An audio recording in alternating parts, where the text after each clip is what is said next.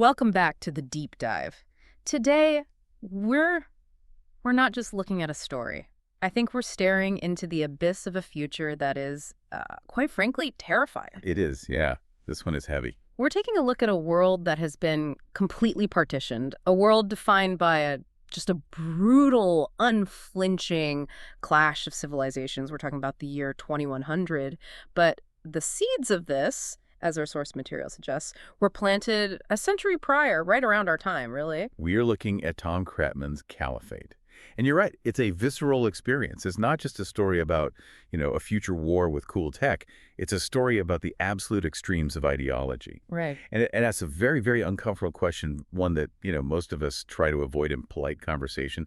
What happens when the world is divided strictly into predators and prey? That metaphor, it's right there in the prologue, isn't it? Yeah. The hare and the eagle. And it really stuck with me because it's so simple, but it frames the entire political landscape of this book. It absolutely does. It sets the tone for everything that follows.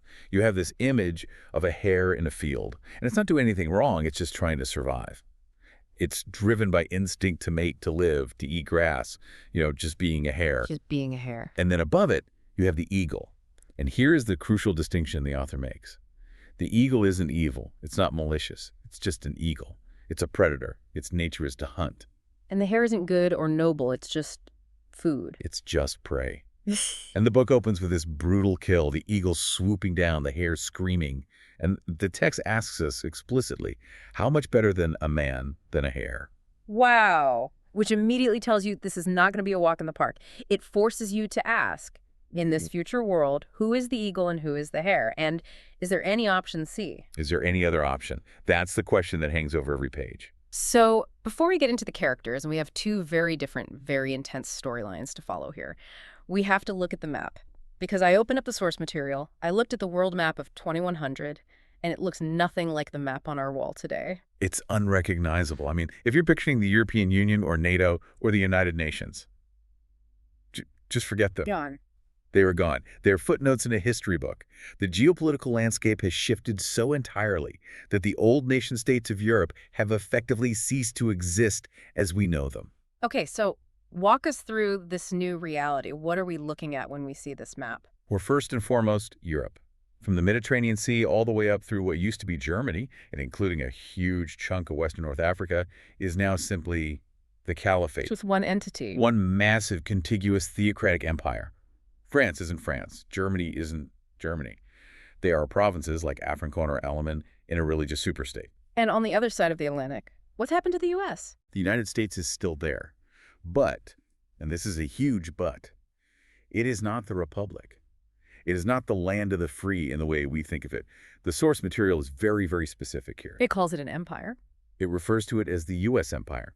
It has territories. It has colonies. For example, the Philippines isn't an independent nation. It's a sovereign allied territory under direct U.S. military control. That sounds incredibly ominous. Empire usually implies a loss of democracy, a loss of the very things the republic was founded on. It does, and we'll definitely get into that culture. And then you have the other power players, these other massive blocks. You have the Boer Free State in Africa, which implies a return to some very old, very distinct divines there. Okay. You have the Celestial Kingdom of the Han in China.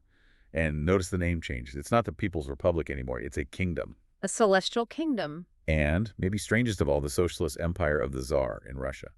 It's like they mashed two completely opposite ideologies together. It sounds like a game of Risk gone horribly, horribly wrong. I mean, the U.S. is an empire, Europe is a theocracy, Russia has a czar again, but a socialist one.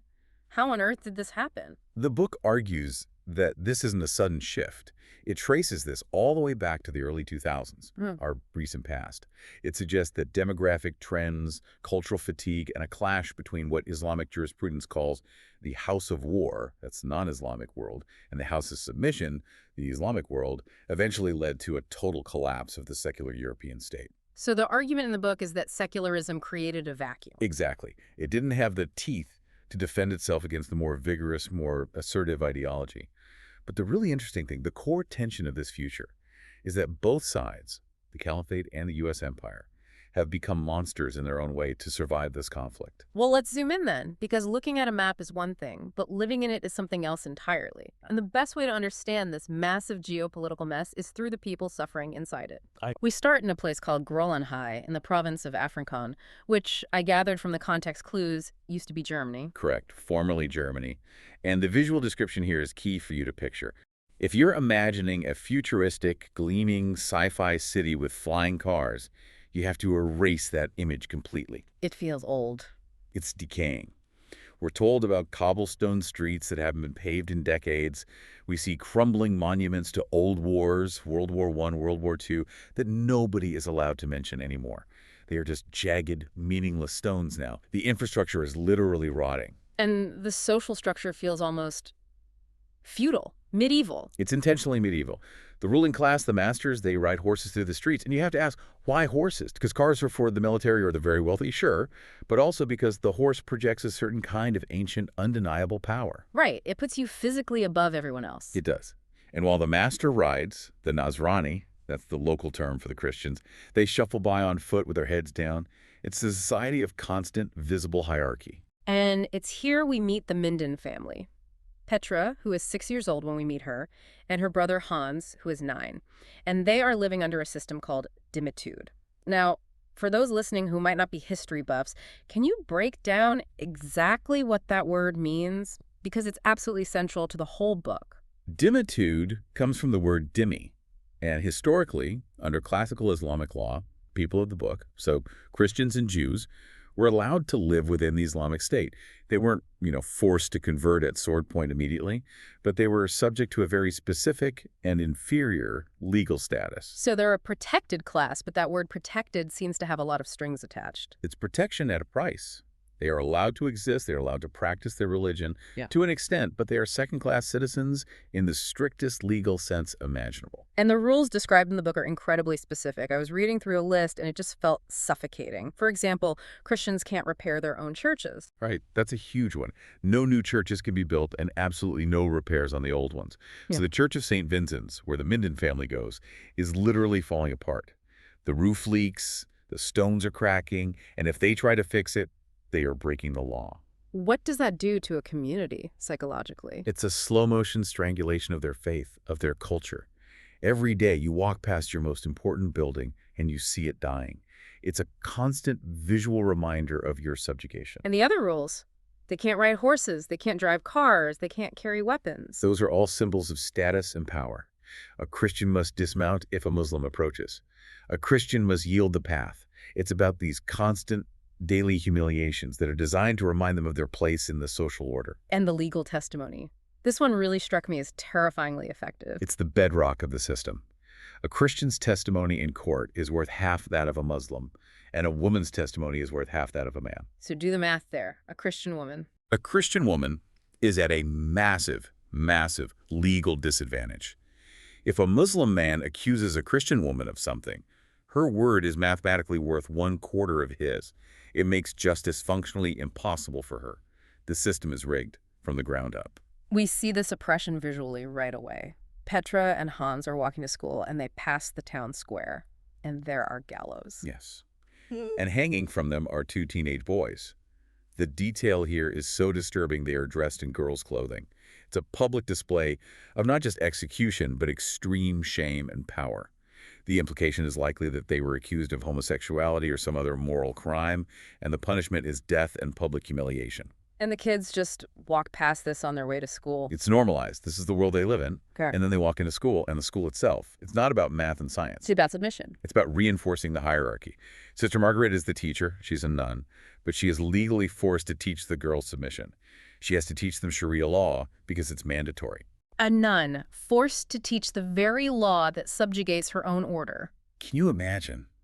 And the kids have to recite that they are Nasrani, that they must submit, and that they must pay the jizya. The jizya. Let's unpack that, because that seems to be the catalyst for everything that happens to this family. The jizya is a head tax. It's levied specifically on non-Muslims.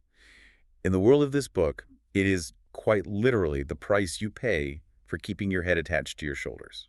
It's the place of that protection pact we talked about. So if you pay, you are a dhimmi. You are, quote, safe. Technically. But if you don't pay, The pact is broken. You're fair game. Exactly. Yeah. And that is the absolute tragedy of the Minden family. We have this scene where Rashid, the tax gatherer, arrives. He's on a horse, of course, looking down at Petra's father. And the father is a farmer. He's a farmer, and the harvest was bad. There was too much rain, and early frost things that are completely out of his control. He can't pay the full amount in silver. And Rashid doesn't care about the weather. Not at all. The tax is fixed. To him, these excuses are just the whining of the prey. He views the father not as a citizen having a hard time, but as a resource that has failed to yield its quota. So because the father cannot pay in silver or grain, he must pay in collateral. Human collateral. This is the turning point. The system is designed to extract value one way or another. Rashid seizes the children. Hans, the 9-year-old boy, is marked for the Janissaries. And we'll get to the Janissaries because that is a whole other nightmare. But Petra. Petra is seized as a slave to pay the debt. She is 6 years old. She's handcuffed, chained, and dragged away from her parents. And the father, what can he do? Nothing. The book describes him as having the bowed back of the dhimmi. He is broken by the system. If he resists, he dies. His wife dies, and his children are taken anyway. So he is forced to just stand there and watch his children get taken. It's just a brutal, brutal start. We see the total destruction of a family unit in the first chapter, but then the narrative completely whiplashes us. We go from the mud and decay of the Caliphate to the other side of the world. To the American Empire. And the contrast is just jarring. It is. We go from rural decay and horses to high-tech, rigid military discipline. We're suddenly at the Imperial Military Academy West Point in the year 2106, and the visuals shift from gray and brown to steel and chrome. Introduce us to John Hamilton. John Hamilton is a cadet first-classman. He's a legacy kid. His ancestors fought in the Civil War in the 20th Maine. He comes from a long, proud line of soldiers. But the America he serves is profoundly different from the one his ancestors served. Yeah, they mentioned that things like free speech and freedom of religion are historical concepts. Things of the past.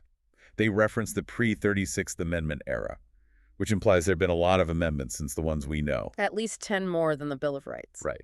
And the picture we get is of an America of 500 million people, controlling 1 billion more through its empire. It's a society that has, it seems, traded liberty for security and dominance. Casualties are just numbers on a spreadsheet. It's pragmatic, it's cold, and it is heavily, heavily militarized. And the argument seems to be that it had to become this way. The idea is that to survive the clash of civilizations, to fight the caliphate, America had to harden itself. It had to become an empire. It had to become a predator to fight a predator. And speaking of militarized, we have to talk about the tech, the exo. This isn't just body armor. No, this is the suited heavy infantry. This is the centerpiece of American military might in this book. And it's fascinating because the author goes into the specs, which makes it feel very grounded and real. It's not some magic robot suit. It's a quarter-ton beast. It's a quarter-ton, yeah. The description that sticks out is a bludgeon, not a rapier. I love that. That perfectly captures it. It has 4mm liquid metal armor that can harden on impact. It has pluscles, plastic muscles that amplify the soldier's strength, and it's nuclear powered. But it has downsides. It's not a super suit from a comic book. No, and the instructor, Master Sergeant Webster, makes this key point that I think separates this from typical sci-fi. He tells the cadets, it's not an invisibility cloak. If you wear it, the enemy can smell the ozone from the power pack. They can hear the servos whining. So it's not for stealth missions. Not at all. Yeah. It's about surviving direct hits. It's about being able to walk through machine gun fire and keep coming. It turns a soldier into a walking tank, but a tank is a very big, very loud target. It's a really interesting take on future warfare. It's almost like they've circled back to medieval plate armor, just with nuclear batteries. It's not about finesse. It's about being able to take a massive beating and keep walking forward. Exactly. And that philosophy reflects the empire itself. It's heavy, it's loud, it's undeniable, it doesn't hide, it crushes. But inside that armor, of course, you still have humans. And Hamilton isn't alone at West Point. We meet Lori Hodge. Lori Hodge, and she's, frankly, tougher than Hamilton is. She's more driven, more skilled, more aggressive. She's top of her class. And they have a relationship. They do. A forbidden one. It's strictly against regulations to have relationships within the chain of command or between cadets in certain contexts. And they are constantly getting caught, constantly walking punishment tours, marching back and forth for hours in the quad with full gear, They call it the Martinez Award. It grounds the sci-fi elements, doesn't it?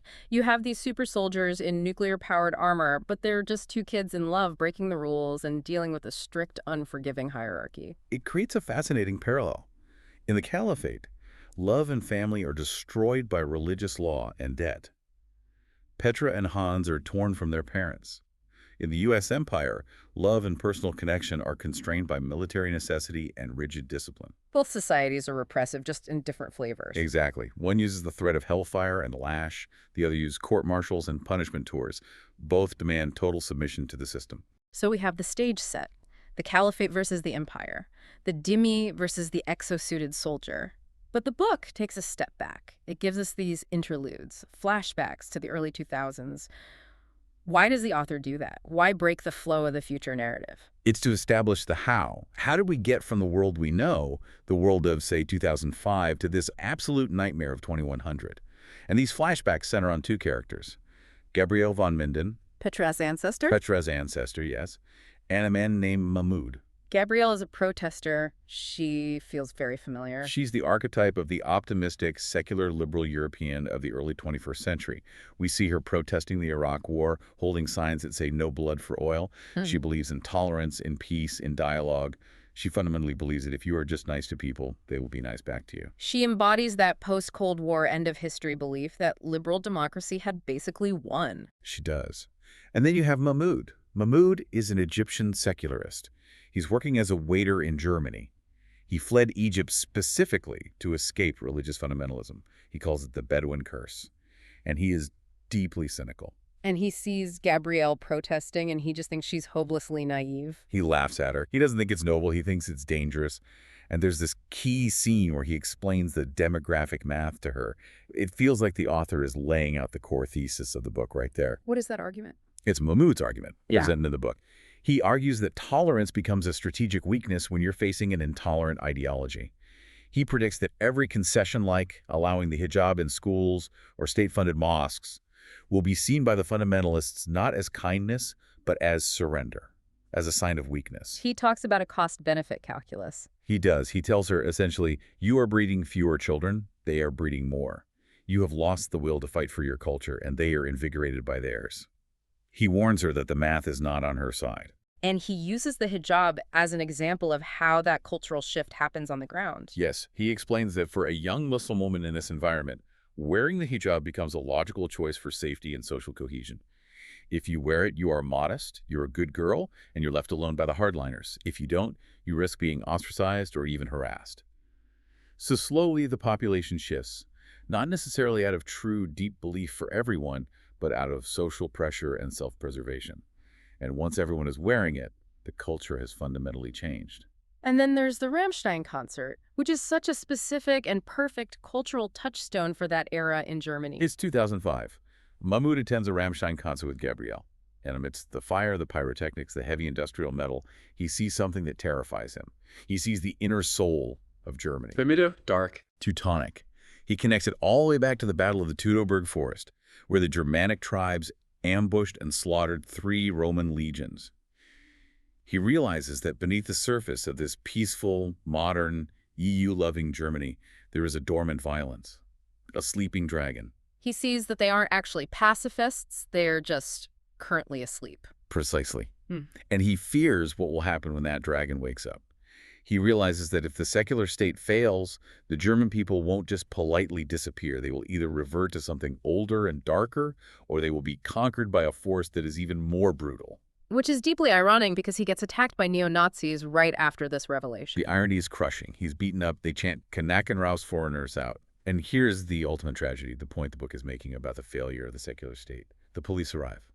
Do they arrest the neo-Nazis? No. They suspect Mahmoud because he has a book of Arabic poetry in his car, the Rubaiyat of Omar Khayyam. It highlights the utter paralysis of the state. It couldn't protect Mahmoud from the racists, and it couldn't protect itself from the rising religious fundamentalism. It was blind to both threats. So the expert analysis here is that this specific brand of tolerance paradoxically led to the extreme intolerance of the 22nd century. The vacuum was just filled by the strongest force. Right. The secular state, as portrayed in the book, collapsed because it refused to defend itself. It was paralyzed by its own rules of engagement. So it was replaced by the caliphate. And that dark soul Mahmud saw, that Teutonic violence, it wasn't extinguished, it was just channeled. It was absorbed into the new order. Okay, let's jump back to the future then. To Hans, the 9-year-old boy taken for the Janissaries. Now, Janissary is a historical term, right? This isn't something the author invented. No, it's very real. It refers to the elite infantry units of the Ottoman Empire. And historically, they were Christian boys, taken from their families in the Balkans, via the Devshirme system, which was known as the blood tax. They were forcibly converted to Islam and trained from childhood to be the Sultan's most loyal and most ruthless personal troops. This book applies that exact model to 22nd century Europe. So what happens to Hans at this training facility, Al-Kharf Kaserne? The indoctrination process is brutal, but it's also incredibly sophisticated. They use the phrase "no compulsion in religion," which is a real Quranic verse, but the reality on the ground is, well, it's physical. Push-ups until you convert. That's the gist of it. They put the boys in the front-leaning rest position, the top of a push-up, and just hold them there for hours. It's excruciating pain, muscles tearing, shaking, and the drill instructor keeps repeating there's no compulsion. But he also says, if you say the Shahada, the profession of faith, you can stand up, you can drink water. The pain will stop. So it's Pavlovian conditioning. Pain stops when you submit to the new faith. Exactly. It's a way to get around the no compulsion rule. Yeah. They aren't forcing you with a sword. They're just creating a situation where conversion is the only escape from agony. But it's not just physical torture. There's a theological deconstruction happening, too. Yes, and this is where the book gets very detailed in its world building. The imam sits the boys down and systematically deconstructs Christianity for them. He attacks the concept of original sin. He argues that it insults God to say his creation is inherently flawed from birth. Okay. He attacks the Trinity as polytheism. How can God be three in one? God is one. It is simple. He's preying on the confusion of children, offering them a simpler or more logical-seeming alternative to the complex theology they barely understand. And Hans tries to resist. He holds out longer than most. He tries to cling to the memory of his mother's faith. But he's a child. He's exhausted. He's in pain. He's alone. Eventually, he breaks. He says the words. He becomes a young eagle. He converts. And then comes the test, the crucifixion scene. This was hard to read. It felt like the final nail in the coffin of his childhood. It is the year 2109. Hans is now about 12. He is part of a unit of young Janissaries. They are taken to an overpass intersection, the A3 and KT11, the old German autobahns, and they are ordered to execute traitors. Christians who refused to pay the tax or rebelled in some way. Yes, and the method of execution is crucifixion. Which is a deliberate, horrific mockery of their former faith. It is the ultimate psychological weapon. You worship a crucified God, then you will die like him. And Hans is ordered to help crucify a priest. But the priest doesn't beg for his life? No, the priest is completely defiant. He sings hymns while they drive the nails into his hands and feet. He looks at Hans and challenges him. He asks about his parents, and then he says something chilling. He says, "Turnabout is fair play." What does he mean by that? He's predicting a reversal, a future war, a crusade. And then he whispers, "Dies Volt." God wills it. That's the old Crusader battle cry. It is. The priest is planting a seed of rebellion in the most fertile ground possible. The heart of a conquered boy forced to be a conqueror. And as he dies, he bites through the chain of his crucifix and drops it. And Hans picks it up. He keeps it. Even though he has converted, even though he's a Janissary, he takes that broken crucifix and hides it in his boot. It symbolizes that his connection to his past, to his family, isn't entirely severed. He's a weapon of the Caliphate. But the steel might be brittle.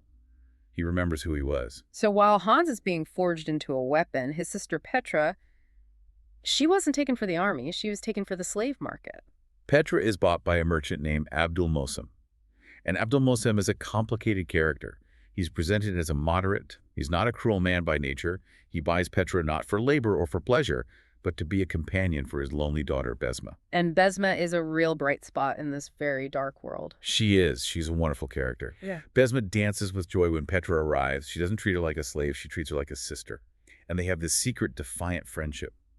Besma teaches Petra to read. Using that ancestral journal. Gabrielle's diary. Exactly. Using a forbidden Oh. text. Women in this society aren't supposed to be reading secular literature from the age of ignorance, and they bond over the tragedy of their world. They are two little girls creating a small, safe bubble in a very dangerous house. But bubbles burst especially when there's a villain in the house, Al-Khalifa. Khalifa, Besma's stepmother. She represents the internal, zealous policing of this society. She hates the Christians. She calls them Nazrani filth. She hates Petra on sight. And she has a son, Feudale. And Feudale is a spoiled, vicious young man who believes his status as a male, and a Muslim gives him the right to take whatever he wants. This leads to the most harrowing sequence in the book regarding the legal status of women, the rape and the trial. It is 2109. The same year Hans is at the crucifixion. Feudale and his friends corner Petra in the kitchen, and it's a brutal gang rape.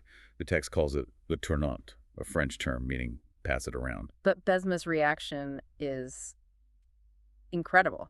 It is. Besma doesn't cower. She hears Petra's screams, and she attacks Feudale.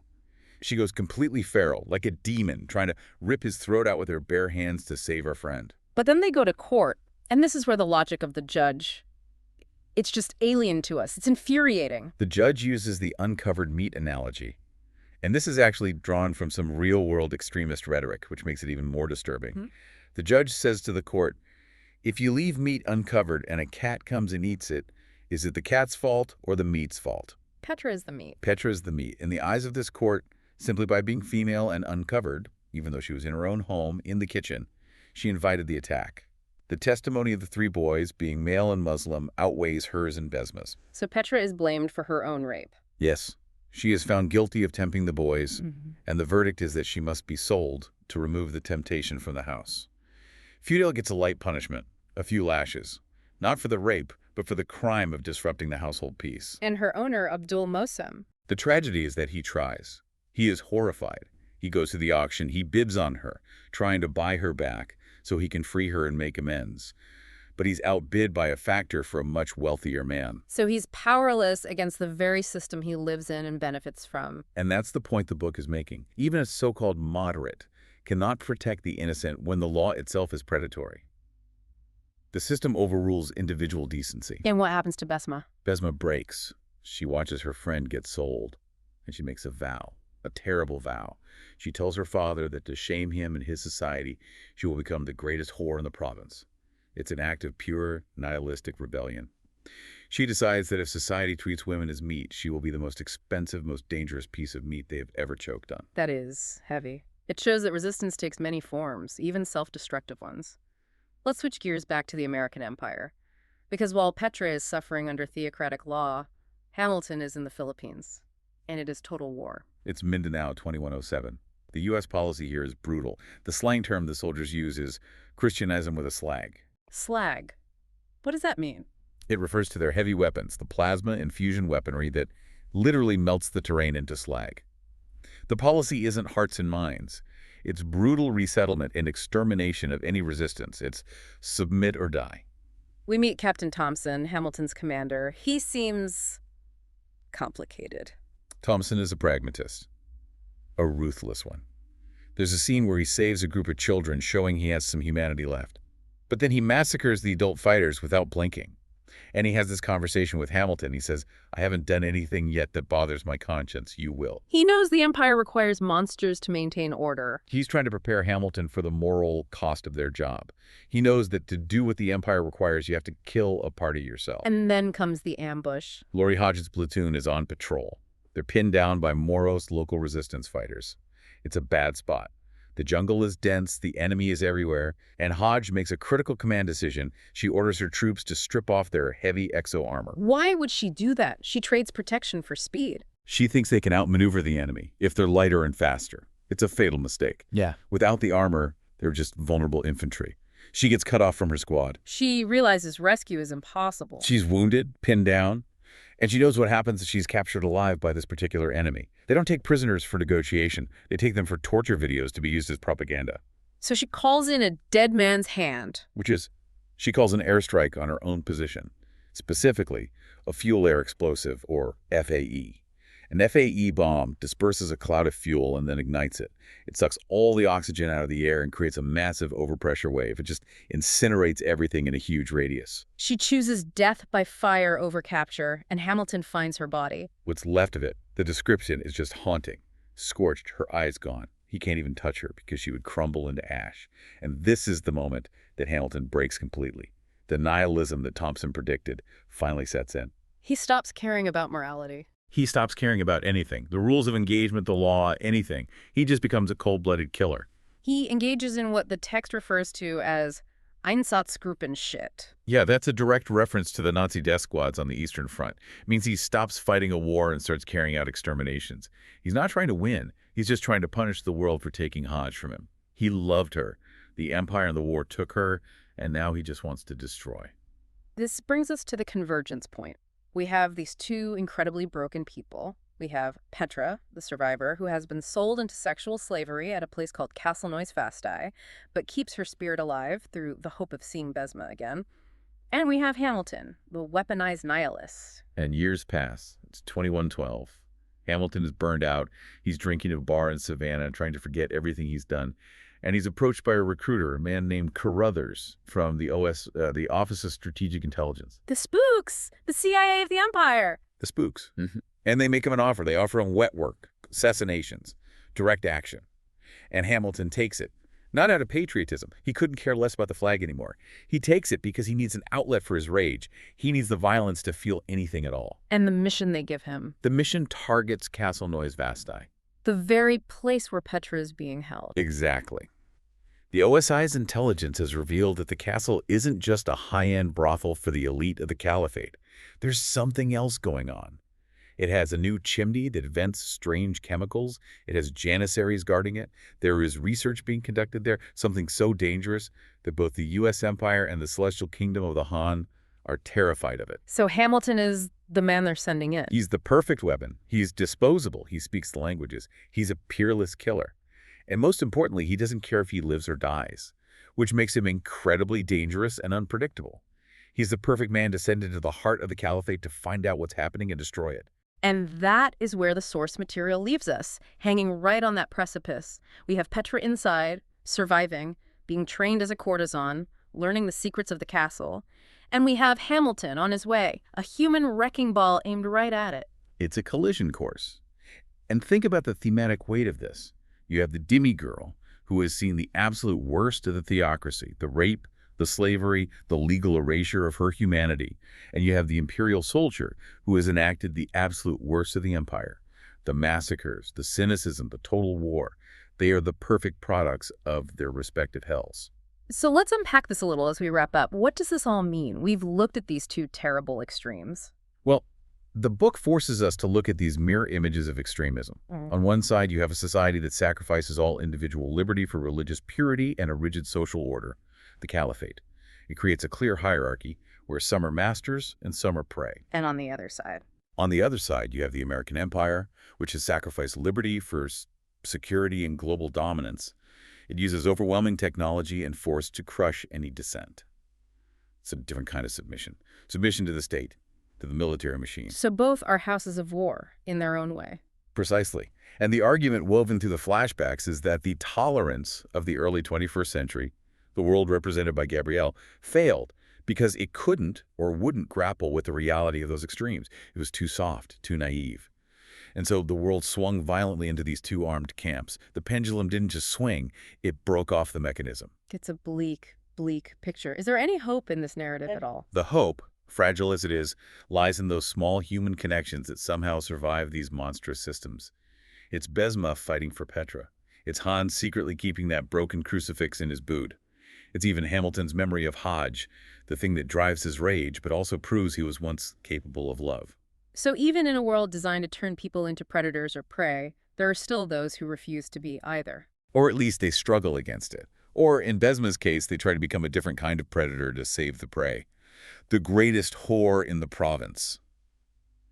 That is a powerful, if tragic, form of resistance. It's weaponized shame. It is. It's saying, you made me this. Fine, I will be the best at it and I will make you choke on it. Exactly. This deep dive has been intense. We've gone from the hanging of children in a German town square to the incineration of soldiers in the Philippine jungle. We've seen a world where the U.S. is an empire and Europe is a memory. And we leave you with the image of that castle. A place of pleasure on the surface, but underneath, hiding a secret so terrible it might trigger a nuclear response. Hamilton is on his way. Petra is inside, waiting. The eagle is diving for the hare, but this time the hare might have teeth. It makes you wonder if the eagle and the hare are the only two choices the world gives you, is the only way to win, to burn the whole field down. That is the question Hamilton's going to have to answer. And I think for him, the answer might be yes. Thank you for listening to this deep dive into Caliphate. It's a story that stays with you long, long after you close the book. It makes you look at the news a little differently, doesn't it? It certainly does. Stay curious. And maybe keep an eye on the sky. We'll see you next time.